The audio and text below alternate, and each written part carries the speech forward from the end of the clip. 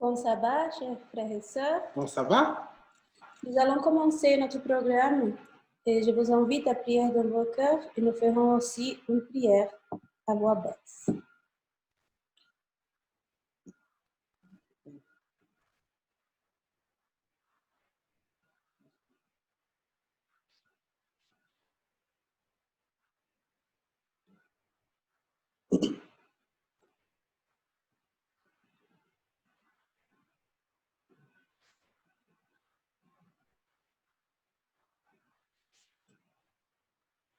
Pour introduire notre école du sabbat, joyeusement, chantons le cantique intitulé Ô chère école du sabbat.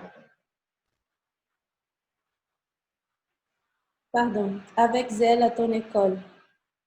Numéro 156.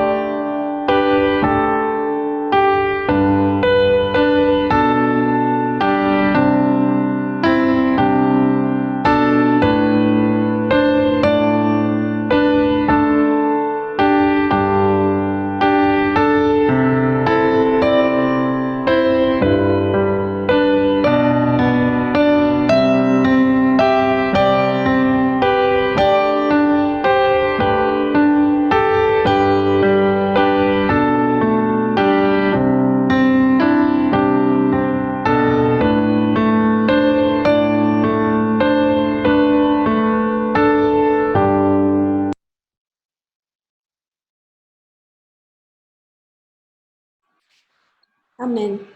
Amen. Je vais lire dans la parole de Dieu le verset 20 du chapitre 13 du livre de Jean.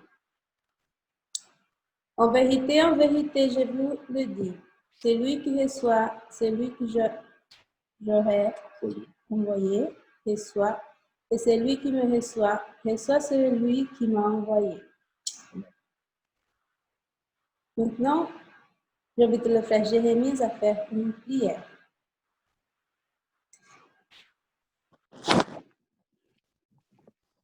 Notre bon et Sauveur, notre Père d'amour, nous te remercions, Seigneur, pour cette nuit de protection que vous avez nous accordée.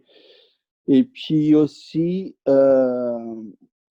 pour ce jour de sabbat, que nous avons le plaisir de maintenant nous voir et étudier votre parole.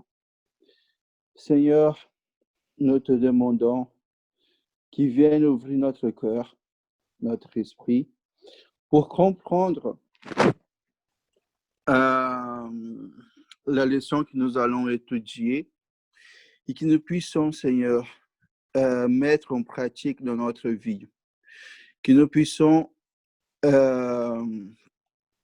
ouvrir notre cœur à Jésus, que nous puissions apprendre de lui et ne pas rejeter sa parole comme le jeune riche, mais que nous puissions à chaque jour nous humilier devant toi et que nous puissions, Seigneur, un jour être avec toi au royaume du ciel et que tous ensemble nous puissions louer ton nom. Et viens bénir le jour du sabbat pour que nous puissions être toujours à tes côtés et que nous puissions, Seigneur, amener aussi des âmes, que nous puissions être un exemple pour les autres qui ne te connaissent pas.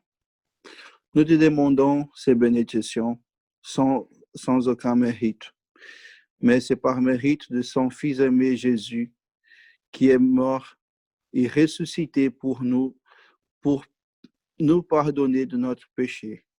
C'est au nom de Jésus que nous te demandons aujourd'hui et toujours. Amen.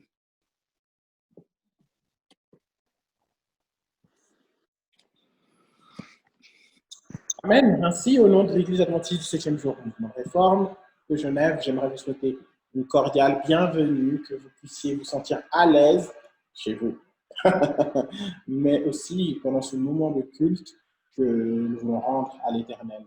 Que le Seigneur puisse réellement nous bénir en ce sabbat matin. La méditation du jour se trouve effectivement dans le verset 13 dans le verset 20 du livre de Jean, au chapitre 13.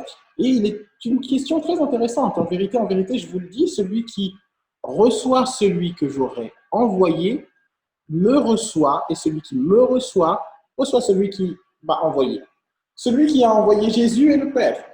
Et le Seigneur Jésus est venu pour révéler le caractère du Père, parce qu'il y avait une vraie incompréhension sur le caractère réel de l'amour de Dieu. Dans l'Ancien Testament, peut-être lorsqu'on lit l'Ancien Testament, on s'aperçoit on voit un Dieu qui demande d'exterminer les peuples, on voit un Dieu qui est peut-être dur, entre guillemets, mais pour le bien de l'humanité. N'oublions jamais cela, pour le bien de son peuple, pour que le péché ne puisse pas se développer beaucoup plus qu'il ne devrait, malheureusement. Et on voit aussi que celui qui donc a envoyé le Fils et le Père, car ils se sont accordés pour cela, et maintenant le Fils envoie des personnes. Donc ces personnes, nous sommes ses disciples et ceux qui sont envoyés par le Seigneur Jésus. Et si nous sommes acceptés, lorsque nous transmettons la parole de Dieu, la parole de Jésus, alors ces gens, en nous acceptant, acceptent le Christ et donc acceptent le Père.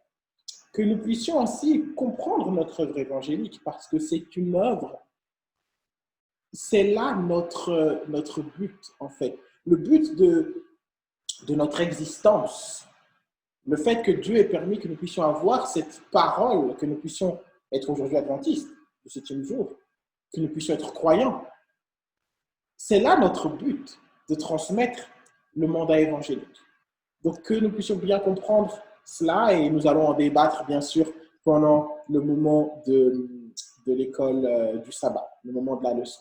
Que le Seigneur en tout cas puisse nous bénir et que vous puissiez à nouveau vous sentir à l'aise, surtout pour pouvoir participer pendant cette école du sabbat, et que nous puissions être bénis par le Seigneur. Amen. Sans plus tarder, nous allons entonner le deuxième chant, le chant numéro 128. Non, ce n'est pas le numéro 128, mais c'est le chant « Je veux chanter ». Voilà.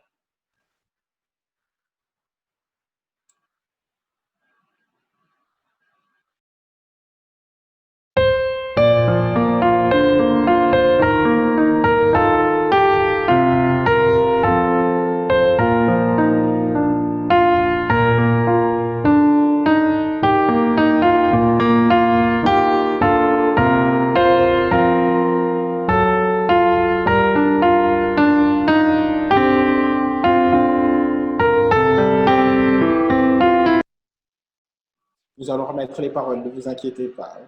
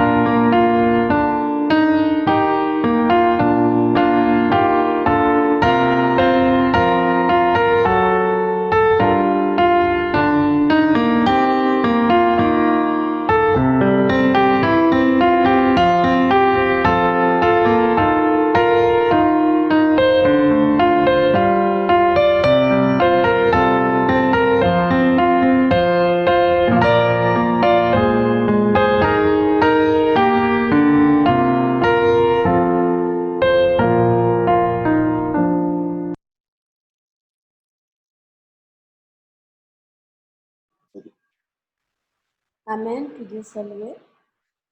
Et maintenant, c'est le moment d'étudier la leçon. Nous souvenir en fait de ce que nous avons étudié pendant la semaine. Et maintenant, nous invitons le frère Peter, celui qui va nous parler maintenant.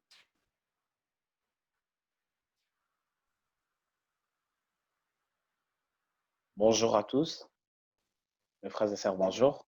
Vous m'entendez? Pour commencer, aujourd'hui c'est un jour de joie, c'est un jour de sabbat. Pour montrer la jovialité que nous avons aujourd'hui, j'invite d'abord mes frères et sœurs d'ouvrir leur caméra pour qu'on puisse savoir qui sont là.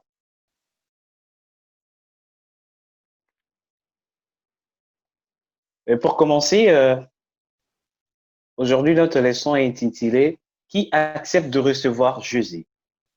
Notre verset du jour se trouve dans le livre de Jean chapitre 13 verset 20. En vérité, je vous l'ai dit, celui qui reçoit, celui que j'aurai envoyé me reçoit.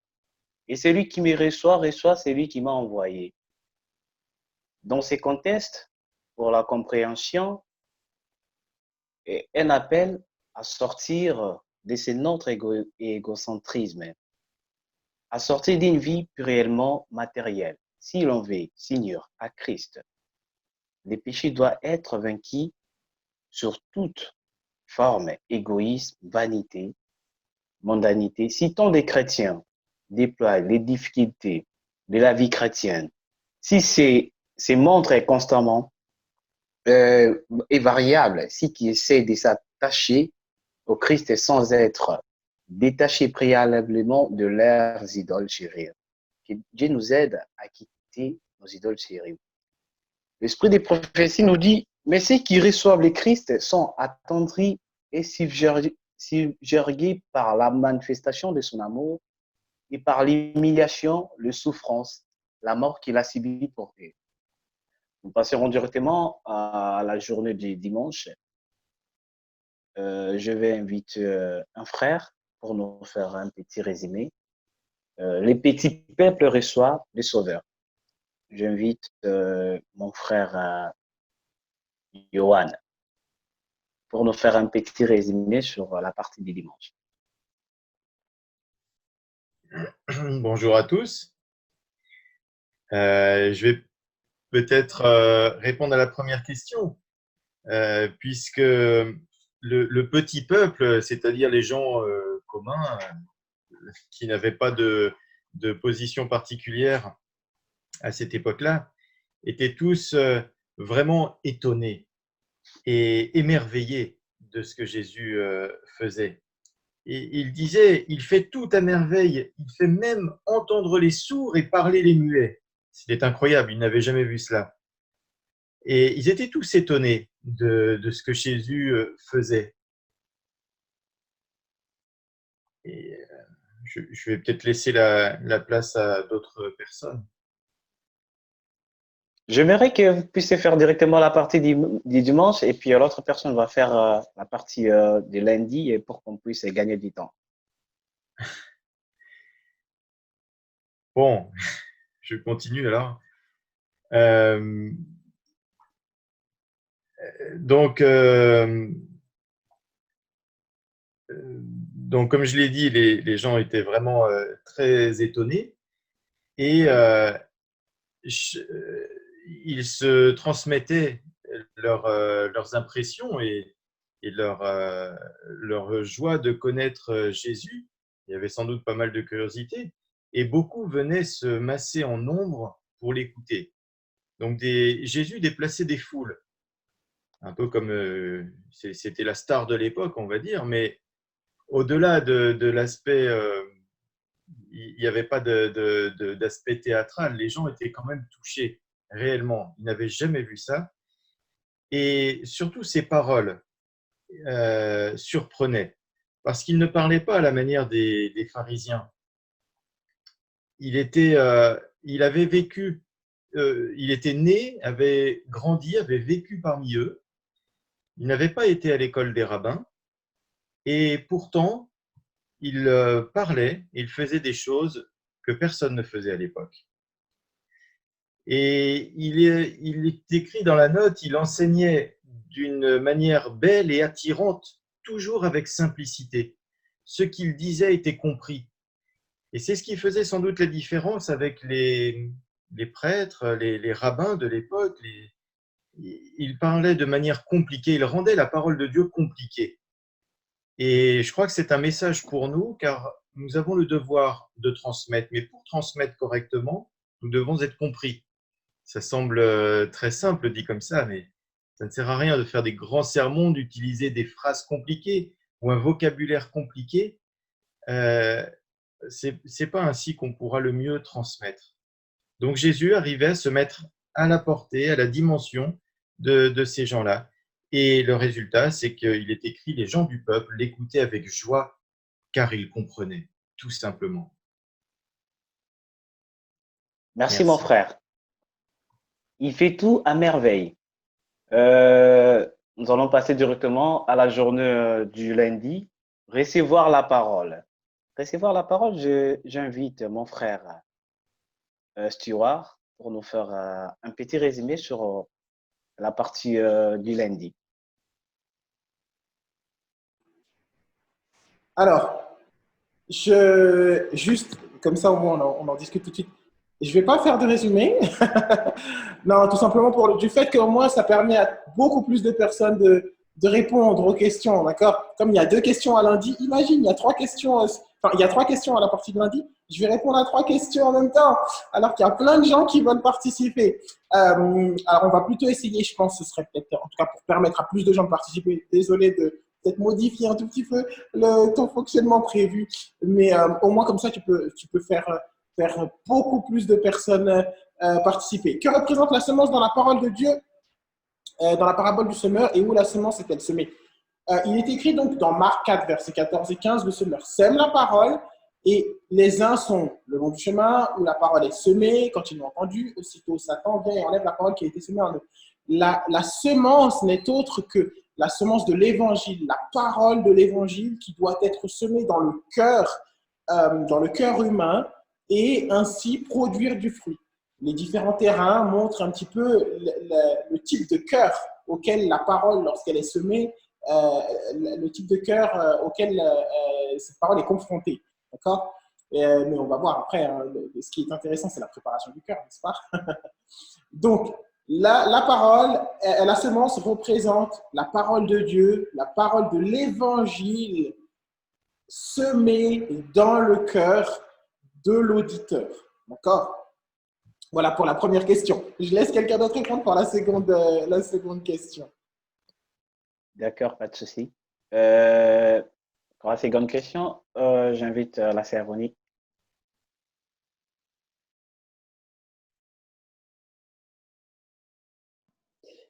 Bonjour à tous, un bon sabbat. La deuxième question nous dit citer 3 preuves montrant que la semence a été semée dans un cœur réceptif. Il nous est dit, si on prend Luc 8, le verset 15, dans Luc 8, le verset 15, il est dit « Ce qui est tombé dans la bonne terre, ce sont ceux qui, ayant entendu la parole avec un cœur honnête et bon, la retiennent et portent du fruit avec persévérance. » Donc là, c'est cette preuve, premièrement, que nous avons que la semence a été semée dans la bonne terre, on va dire dans le bon cœur, le cœur réceptif qui reçoit et la semence porte du fruit. Donc on nous dit il porte 30, 60 et 100. À ce moment-là, on croit bien, on voit que la semence est la portée du fruit.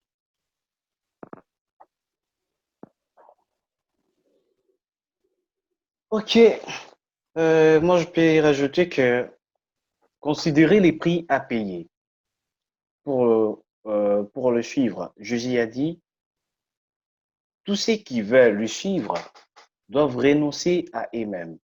Cette renonciation implique la renonciation aux intérêts égoïstes, qu'ils soient financiers, sociaux. Il veut aussi que ses disciples prennent leur croix et le suivre. Êtes-vous prêts à abandonner chaque jour vos intérêts personnels pour les intérêts de Jésus-Christ? Êtes-vous prêts à laisser conduire dans une nouvelle direction par lui? Êtes-vous disposé à souffrir et même à mourir pour lui si c'était nécessaire? Comme la sœur a dit, surtout ce que j'ai aimé vraiment sur la partie de l'esprit des prophéties, nous dit, dans notre vie en Dieu, nous serons captifs de Jésus-Christ. Nous ne vivrons plus en égoïste, mais le Christ vivra en nous. Son caractère se reflétera dans le nôtre. Et c'est ainsi que nous produirons les fruits du Saint-Esprit 30, 60 et 100 pour 1. Quand on a répondu dans cette partie, nous passerons directement à la partie du mardi. Frère Peter, Oui. est-ce que je peux ajouter quelque chose encore? Oui, pas de souci. Si, alors, oui. Bonjour et bon sabbat à tous. Et, dans cette partie-là, la partie de lundi, recevoir la parole. Donc, nous pouvons regarder que dans la parabole, il y a 4 exemples des personnes qui ont entendu la parole. Entendre la parole, c'est une chose. Après, recevoir la parole, c'est une autre chose.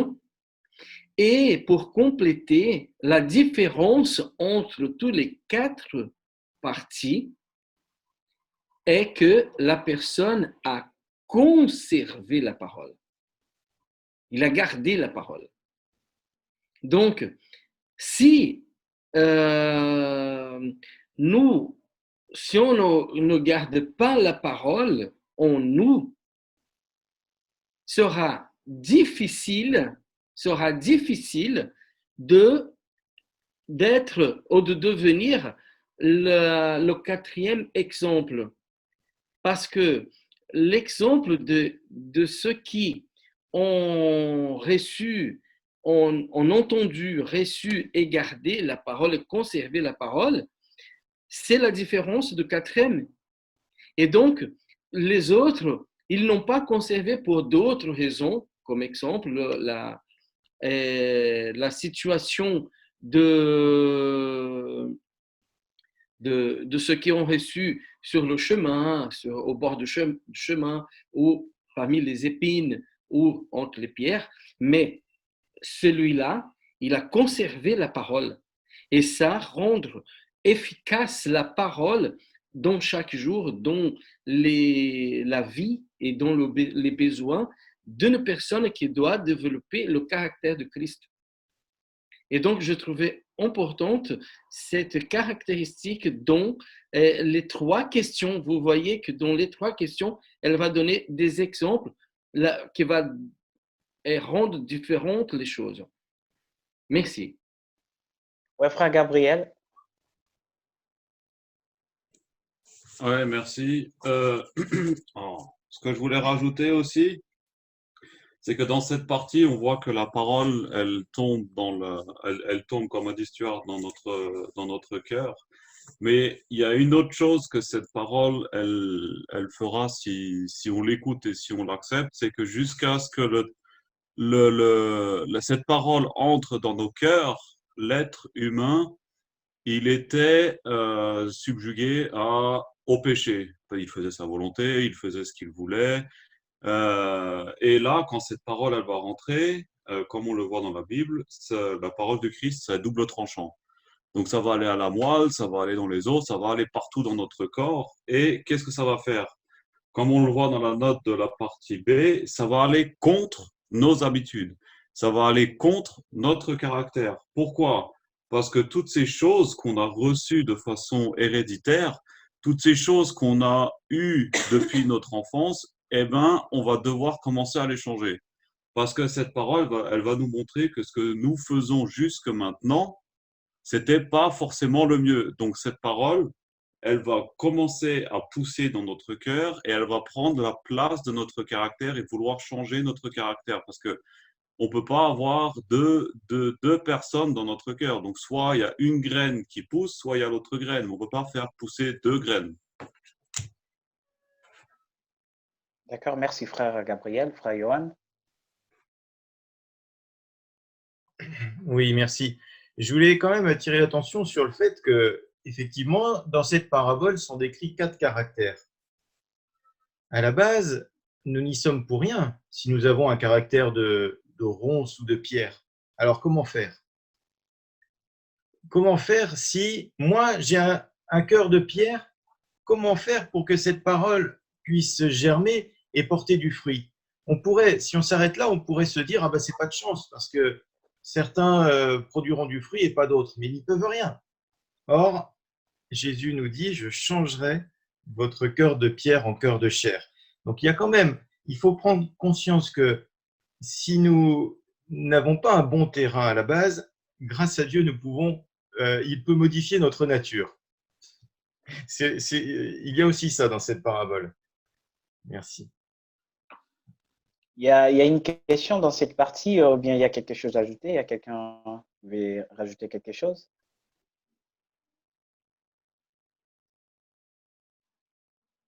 S'il n'y a personne, on va passer directement à la partie du mardi. La crainte du Sauveur. J'invite mon frère Jean-Paul pour répondre à la question A.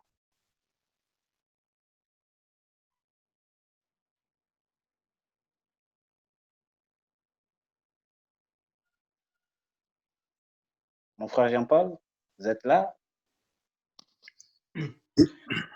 Bonjour tout le monde. Bonjour. Bonjour. Donc, il s'agit de Jésus quand il avait rejoint les disciples sur la mer, je crois, et qu'il avait calmé la tempête. Il dormait sur le bateau, alors que la tempête faisait rage et que les disciples essayaient de s'en sortir. Et ils ne voyaient pas, ils avaient oublié en quelque sorte que Jésus pouvait les sortir de ce danger. Et ils ont été surpris de voir que Jésus était maître des vents, capable d'arrêter la tempête. Et ils ont eu à ce moment-là une grande crainte devant Jésus. Mais on va voir dans cet épisode, il y a la crainte, il est dit, est le commencement de la sagesse. La crainte n'est pas le but de Dieu pour nous, mais la crainte peut être un sentiment intéressant, mais elle peut aussi conduire à une peur qui n'est pas saine. Donc, je dirais que dans cette leçon du mardi, il y a 2 sortes de craintes, il faudra voir.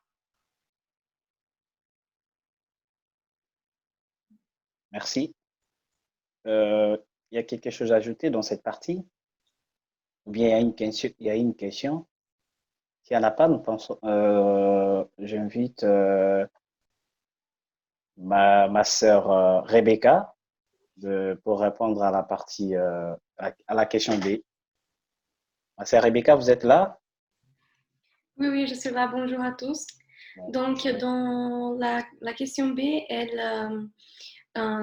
ça parle des sentiments des principaux sacrificateurs envers Jésus après la deuxième purification du temple et qu'est-ce qu'il voulait faire ensuite.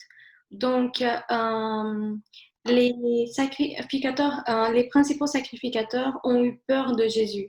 Dans le verset, il nous dit car ils le craignaient parce que toute la foule était frappée de sa doctrine. Donc, leur idée, c'était de le faire périr parce qu'en fait, les enseignements de Jésus, non seulement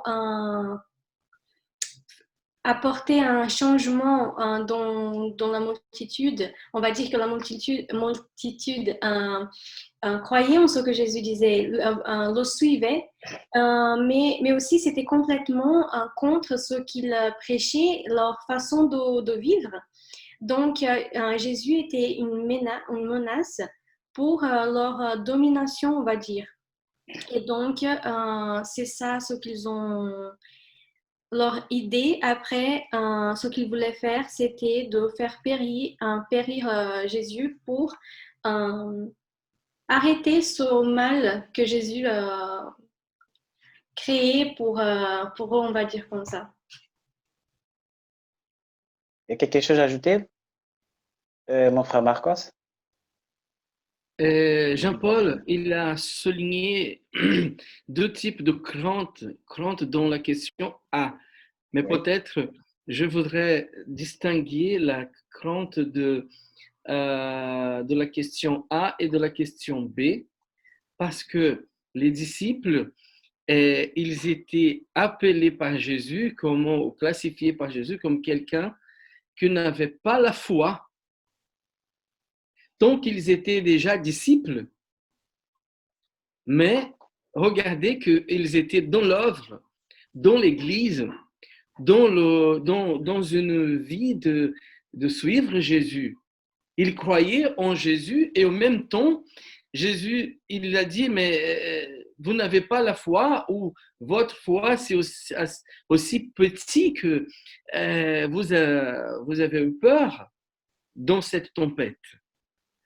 Mais la crainte qui est exprimée, qui était dans le comportement des pharisiens ou des principaux sacrificateurs, était différente parce qu'ils n'avaient pas la foi de tout en Jésus. Ils ne voulaient pas croire en Jésus. Et ça, je voudrais venir à Jean-Paul pour dire que c'est aussi une remarque d'une grande différence.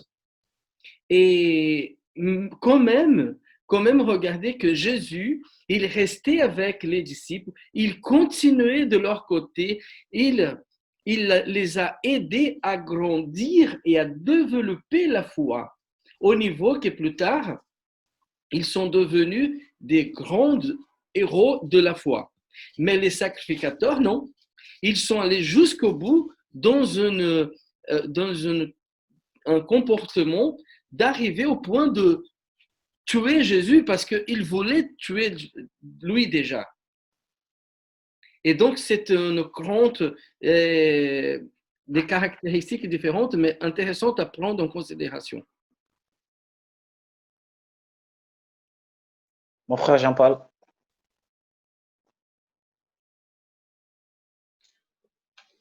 Oui, bonjour. Je voudrais ajouter à ce que Marcos vient de dire.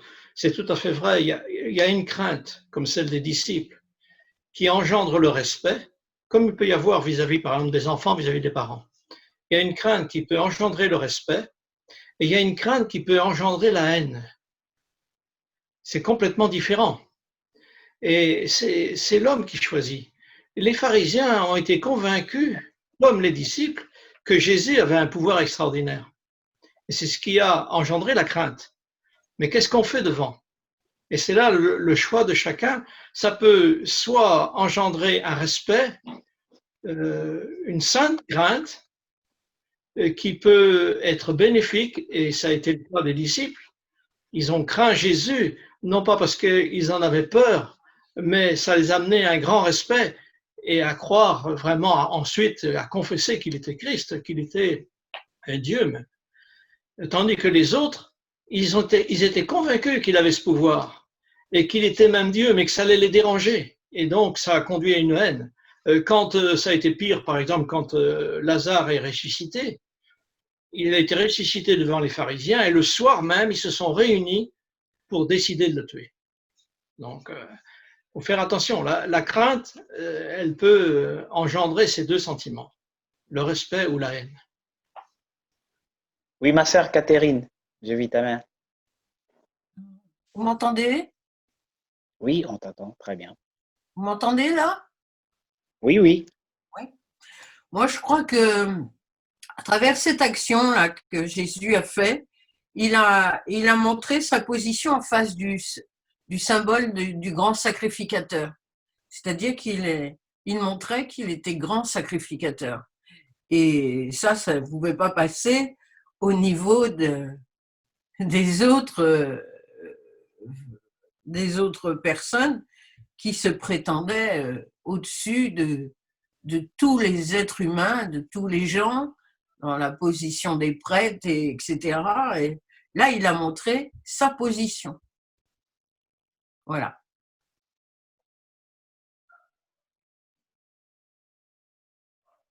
Ce que j'avais à dire. On t'entend plus, Peter. Ah ouais, Johan. Oui, je voulais dire qu'il y a la crainte qui s'avoue vaincue parce qu'elle reconnaît la supériorité de l'autre et elle l'accepte parce qu'elle a compris en quoi cette personne était supérieure. Et il y a la crainte teintée d'orgueil qui pense, dans un sentiment de défiance, pouvoir combattre celui qui précédemment a été reconnu comme étant supérieur. Et la crainte empreinte d'orgueil va produire l'arrogance et la haine, effectivement. Il y a quelque chose à ajouter? Je vais la mettre de frère Gabriel. Oui. La parole. Ouais, merci. Moi, c'est dans le même sens, mais je vais parler sur un autre point. Oublions pas qu'à l'époque, ces personnes qui étaient les principaux sacrificateurs étaient considérés comme des personnes qui avaient le pouvoir. C'était les personnes qui avaient la connaissance, c'était eux qui étaient instruits, c'est eux qui devaient instruire les autres et qui, soi-disant, devaient avoir la plus grande connaissance et donc le meilleur caractère. Et maintenant, une personne qui arrive d'on ne sait pas où, on ne sait pas trop qui c'est, il s'appelle Jésus apparemment, il vient, il les chasse du temple 3 ans auparavant. Donc, imaginez des sacrificateurs qui sont soi-disant les chefs. Imaginez, vous allez voir le président Macron, puis vous le chassez de l'église. 3 ans après, vous le revoyez, vous commencez à le contre-attaquer parce que vous lui dites ce que tu es en train de dire là, c'est n'importe quoi. Tes lois que tu es en train de sortir là, c'est n'importe quoi. Dans les lois, c'est ça, ça, ça, ça et ça. Imaginez la situation dans laquelle Macron se trouverait aujourd'hui. C'est à peu près le même principe à l'époque. Et c'est pour ça qu'ils commençaient à avoir crainte, c'est parce qu'ils avaient cette peur qu'ils allaient encore être de nouveau dans une situation où ils doivent fuir parce qu'ils ne pouvaient rien dire contre Jésus. À chaque fois qu'ils disaient quelque chose, ils le cassaient, ils détruisaient, Jésus détruisait ce que eux disaient et puis tout était remis à zéro. Donc c'est comme une crainte dans le sens où si je dis quelque chose, est-ce qu'il va me contredire? Est-ce qu'il va venir contre moi encore une fois? Parce que c'est un peu ce qui se passait à cette époque-là. Donc, ils sont un peu désemparés de qu'est-ce qui va se passer parce qu'ils ne résistent même pas. Ils n'ont même pas de quoi résister à cette époque parce que tout ce qu'ils disent n'est pas fondé alors que ce que Jésus disait était fondé sur la Bible. Et dès qu'on prend la Bible à témoin, eh ben, il n'y a rien d'autre qui peut. Il n'y a pas de chose plus grand que la Bible pour pouvoir détruire la Bible.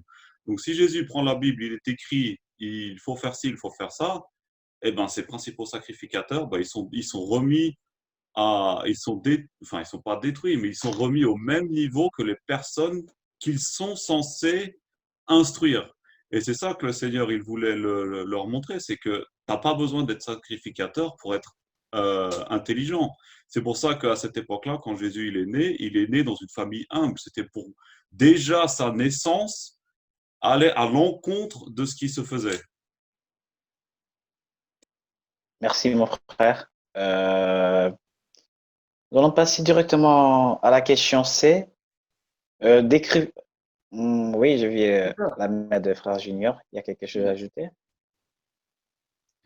À vous la parole. Bonjour à tous. Et, je voulais juste ajouter un petit rien du côté de la crainte des pharisiens. L'autre chose, c'est qu'ils avaient aussi peur du peuple.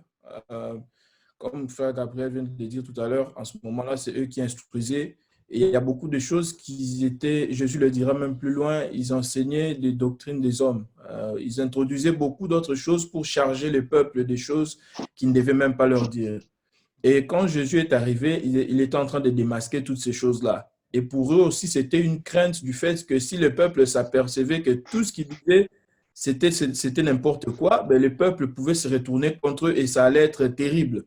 C'est la raison pour laquelle ils cherchaient à tout point à éliminer Jésus, parce que ça n'allait pas. C'est pour ajouter à ce que Frère Gabriel a dit. Donc, ils avaient une crainte de plusieurs choses en même temps. Et ça créait en eux quelque chose de fort qui faisait que non, il fallait absolument qu'ils éliminent ces troubles faits qui étaient Jésus, qui venaient perturber tout l'ordre.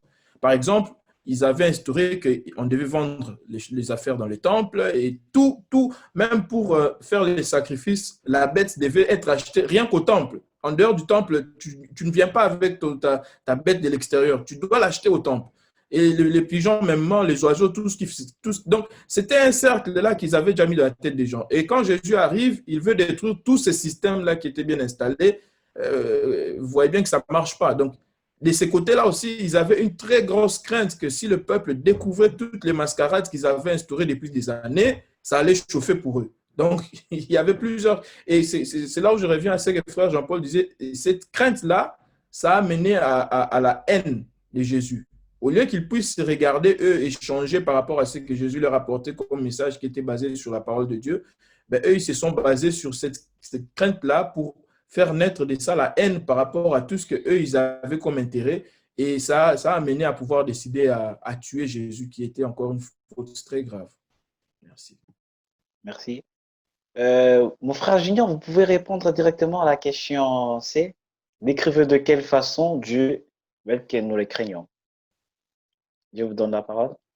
Oui, effectivement, Dieu veut que nous puissions les craindre d'une manière sainte, d'une manière d'avoir une piété devant lui, exactement comme les disciples l'ont fait.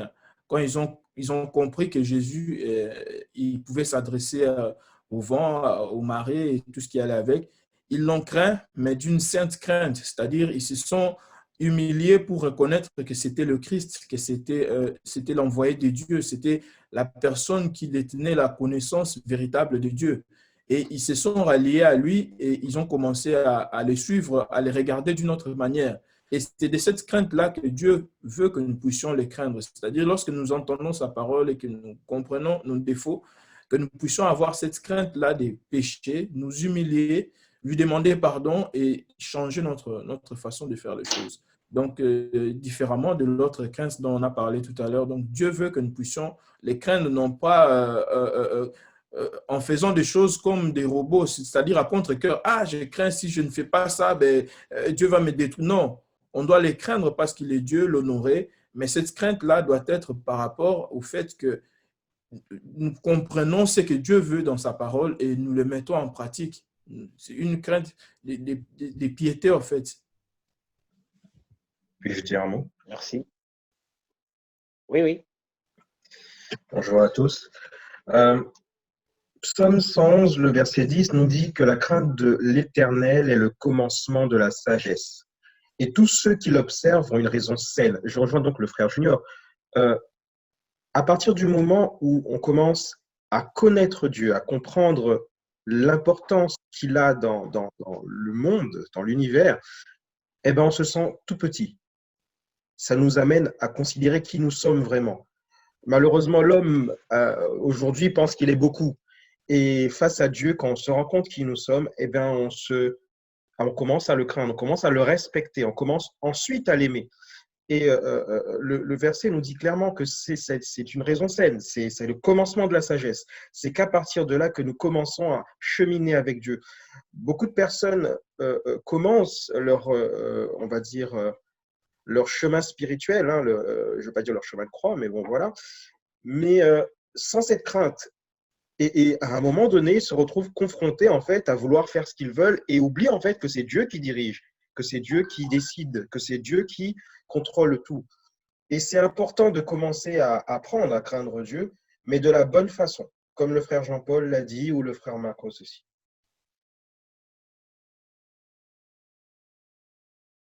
Merci, mon frère Yves.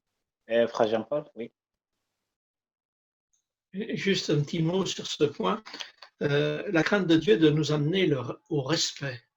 Et il faut faire attention à la fois dans nos prières, à ne pas, comme il est dit, multiplier les paroles ou les Seigneur, Seigneur, à toutes les débuts et fins de phrases, ou avoir une familiarité qui n'est pas forcément tout à fait convenable. De même, pour les chants, ils doivent être faits avec respect.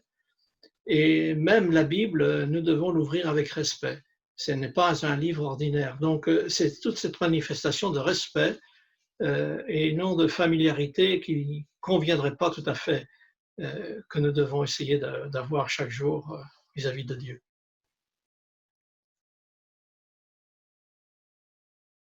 Merci beaucoup, frère Jean-Paul. Nous allons passer directement. Il y a une question dans cette partie. S'il y a une question, si personne n'a pas compris, vous pouvez poser la question. S'il n'y a pas de questions, on va passer directement à la partie du mercredi. Le rejet de Jésus, la parole. J'invite ma sœur Valéria, si elle est là, pour nous répondre à la partie A. Bonjour, bon sabbat à tous. Donc ici, on parle du jeune riche où Jésus le rencontre. Et le jeune riche lui dit, mais Seigneur, Jésus lui dit, qu'est-ce qu'il faut faire? Les commandements, il dit, mais ça je fais, il n'y a pas de problème. Mais Jésus alors lui dit qu'il doit renoncer à quelque chose. Et c'est à ce moment-là que le jeune, il sort triste de cet échange qu'il a eu avec Jésus.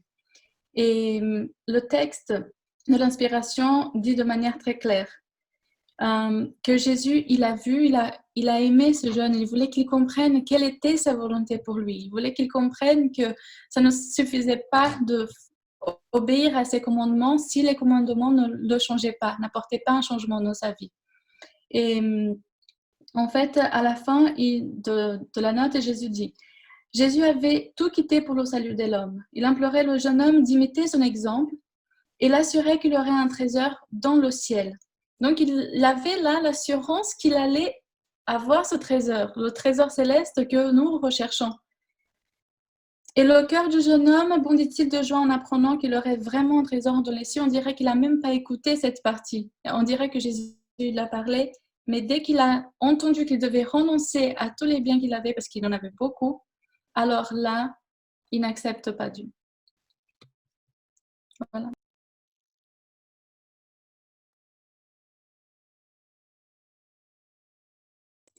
Active ton micro, on ne t'entend pas. Ah ouais, désolé. Merci, ma sœur, pour la réponse. Du coup, j'invite mon frère Marcos pour nous répondre à la partie à la question B plutôt.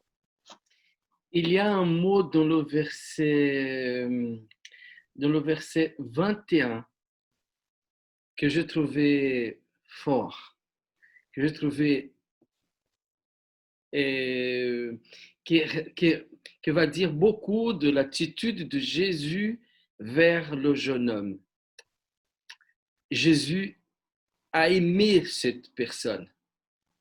Il aime tous, c'est vrai. Mais le verset commence en disant que Jésus le regardait et Jésus l'aimait. Ça dit beaucoup. Et la Bible ne dit pas la même chose de jeunes riches vers Jésus, vers le ciel, vers les richesses célestes. Donc, c'est une attitude différente et aussi une manière de s'exprimer. Ça va donner à l'expression de cœur un accent différent. Quand une personne aime quelque chose, son comportement, c'est différent. Sa manière de parler, c'est complètement différent. Et donc, la manière que le jeune homme s'approche de Christ était pas une démonstration d'amour vers le ciel, vers Dieu, vers Jésus. Et maintenant, on voit la manière que Jésus le regardait. Et donc, ça nous fait comprendre aussi la manière que Jésus nous regarde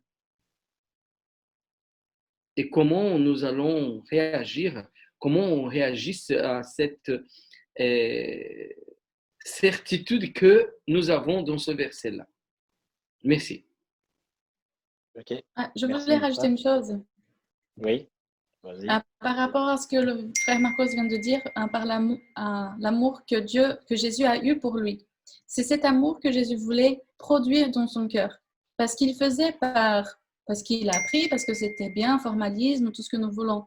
Mais il ne faisait pas par amour. Il avait besoin, et Jésus voulait juste qu'il comprenne cet amour. Et voilà, c'est ce qu'on va voir plus loin dans la dernière question, très important. Pourquoi on doit comprendre cet amour, nous aussi. Et c'est à partir du moment que nous comprenons et que nous vivons dans cet amour que nous pourrons accepter ce que Dieu nous demande. Il y a quelque chose à ajouter, des raisons pour lesquelles des gens rejettent la parole de Dieu. Mon frère Jean-Paul, oui. Juste pour ajouter sur ce point-là, dans cet épisode, Jésus ne parle que des commandements vis-à-vis du prochain. Je ne sais pas si vous avez remarqué. Tu ne commettras pas d'adultère, etc. Mais il ne parle pas des commandements de Dieu. Et Jésus regarde le jeune homme et il dit il l'aima. Autrement dit, un peu comme s'il lui avait posé la question « Et toi, m'aimes-tu vraiment ?» C'est ça le problème. C'est-à-dire qu'il ne faut pas oublier d'aimer Dieu aussi.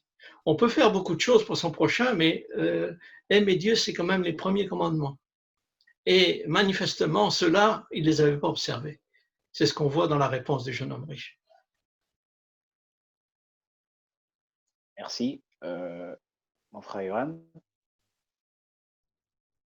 Oui, pourquoi beaucoup rejettent la parole de Dieu? Mais parce que cette parole de Dieu qui consiste à nous dire déteste tout ce que tu aimes, apprends à considérer que tout ce qui te procure du plaisir est mauvais, c'est dur à entendre. Et si on le présente comme ça, c'est même incompréhensible. Et je ne crois pas que ce soit comme ça qu'on puisse attirer des gens à l'évangile. Et il est vrai que tout ce qui nous retient, tout ce qui nous empêche d'aller vers Dieu, effectivement, on doit apprendre à s'en passer.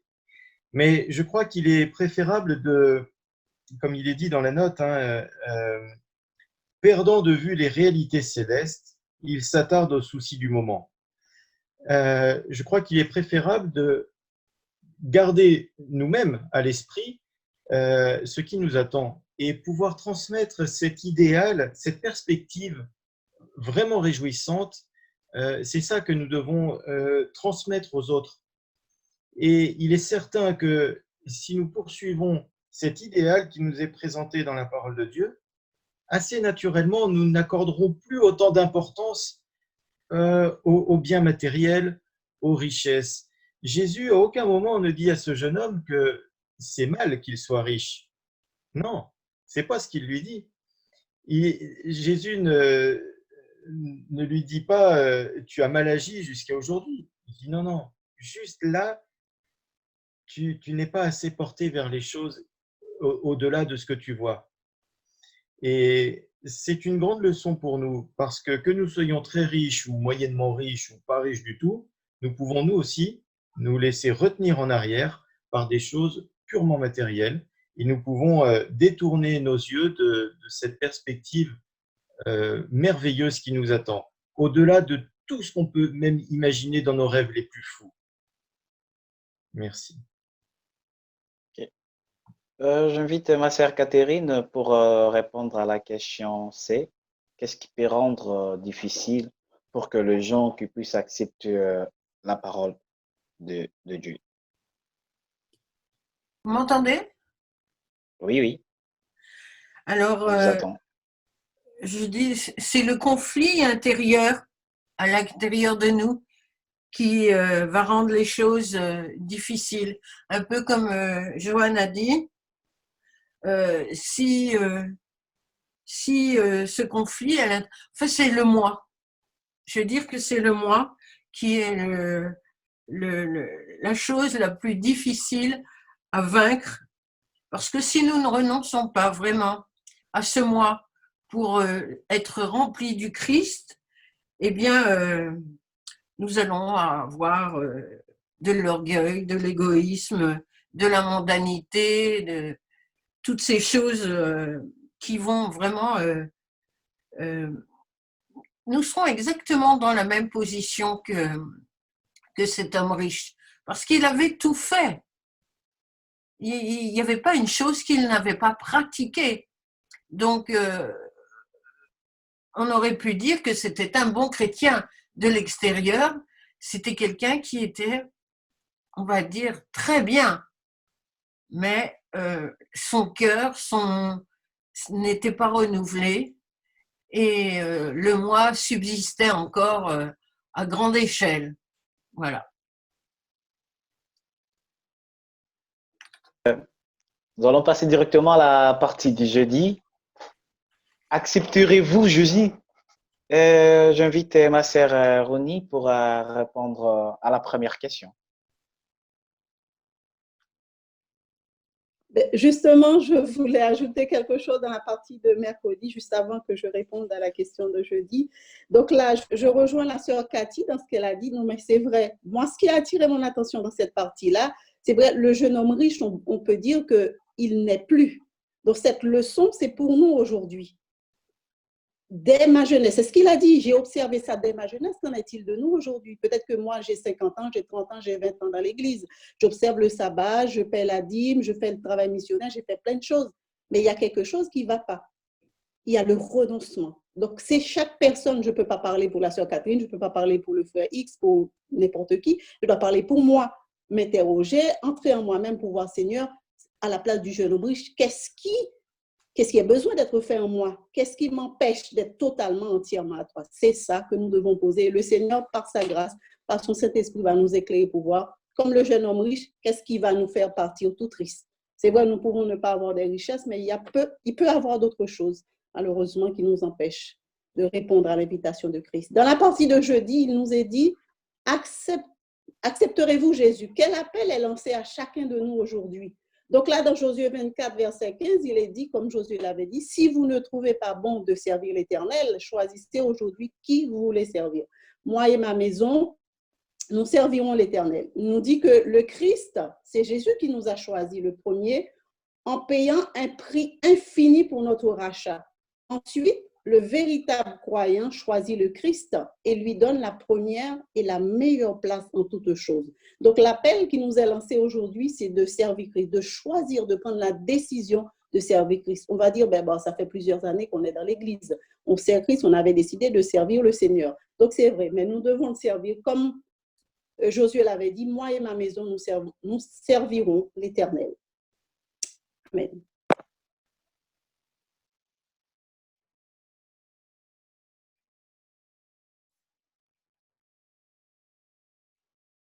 Sors ton Le micro. micro. Ouais. S'il y a pas, je disais, il y a quelque chose à ajouter dans cette partie à la question A. S'il n'y en a pas, nous allons. Ah ouais, il y a mon frère Yoann. Oui, je voulais rebondir sur ce que disait Ronnie. C'est vrai que c'était très courageux ce qu'a fait Josué, mais parce que lui, il a pris une décision contre peu importe en fait l'avis des autres. Il leur a dit, vous voulez croire en un autre Dieu, eh bien allez-y. Que ce soit le Dieu des Égyptiens, des Amoréens, faites comme vous voulez. Moi, je prends cette décision, que ça vous plaise ou non. Et qu'est-ce qui a donné ce courage à Josué? Eh bien, c'est justement l'expérience qu'il avait faite avec Dieu. Et je crois que nous ne pouvons pas avoir une réelle relation avec Dieu si nous ne faisons pas des expériences avec lui. Lui, il avait vécu de grandes choses avec Dieu et il n'a pas oublié ça. Et du coup, il gardait vivant en sa mémoire toutes ces expériences. Nous devons nous nourrir, nous aussi, de ça, de sorte à ce que même si tout le monde autour de nous se détournait de la parole de Dieu et nous incitait également à le faire, eh bien que nous puissions dire, moi je sais pourquoi je crois en ce Dieu-là et pourquoi je fais ce choix aujourd'hui. Amen. Amen. J'invite mon frère Jérémia, pour répondre à la question B aussi. Il est là? Oui, je suis là. Désolé. Oui. La question B de jeudi, c'est ça? Allô? Oui. Allô, oui. Oui, c'est la question B de jeudi. Oui. D'accord. Alors, la décision de suivre Jésus, d'abord, doit commencer dans notre cœur, dans notre esprit. OK? Et puis après, nous devons, à chaque instant de notre vie, mettre Jésus en première place. D'accord? Mais la première décision où on doit commencer, c'est exactement dans notre cœur.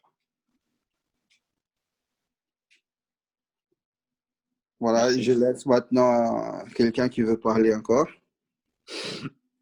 Sœur Noémia, vous pouvez rajouter quelque chose?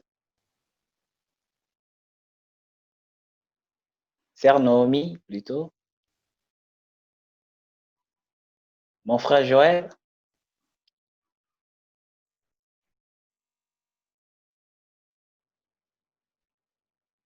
Ma sœur Luciane, pour rajouter quelque chose à la question B.